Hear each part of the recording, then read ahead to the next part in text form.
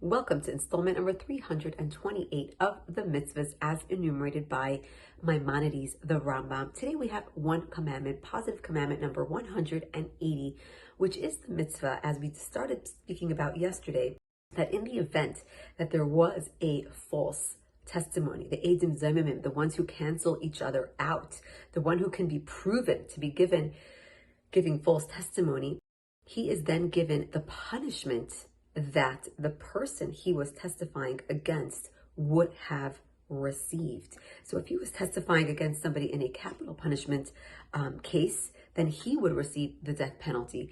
If it was a financial case, then he would receive that financial penalty. Whatever it was, that's what he would get. Now, what is interesting here is that as you know, there's the written Torah and there's the oral Torah. The oral Torah is what really helps us understand a lot of the cryptic messages that are given in the Torah that are sometimes not completely clear.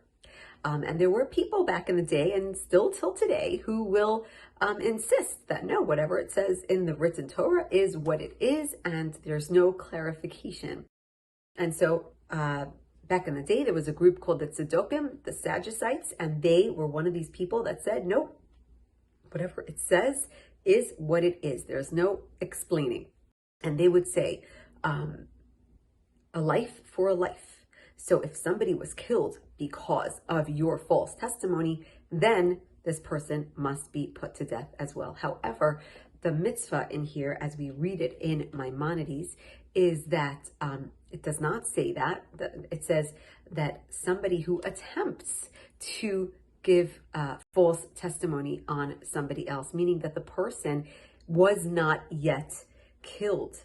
Once the person was already provided the death penalty, already given the death penalty, then even if we find out afterwards that it was on the premise of a false testimony, these witnesses are not put to death. And that's actually quite interesting. Why is that? Why is that? That once the person was already put to death, they can the false testimonies can no longer pay for their crimes. And for this, we have two very interesting explanations. Number one is that a person who, the function of a death penalty, the reason why somebody would get the death penalty is because there is some sort of atonement that his soul needs to pay, that the only way for him to receive this atonement is by death. It's only for his soul to be elevated and, go back to where it came from, its original source, in order for it to actually get its proper atonement. Now, a person who issued false testimony and caused somebody else to be executed, there actually is no atonement for this person. And so having him killed is not going to help. It's not going to help this situation because he actually cannot atone for this terrible sin. Now, a beautiful explanation that's given is that really everything that happens is God's plan. So if this person was killed, it means he got the death penalty, even though later we found out that the testimony wasn't 100% right, it means that he was meant to die for some reason.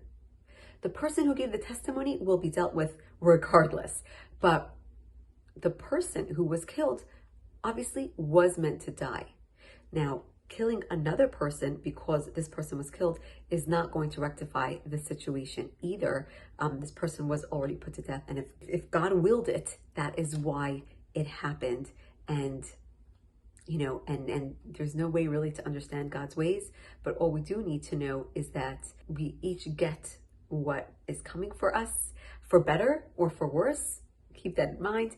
And God is the true judge, and he is the one who has the master plan over all of us. And no matter how much we try to make it this way or that way, we cannot change it. Whatever God has in store, that's what is going to be.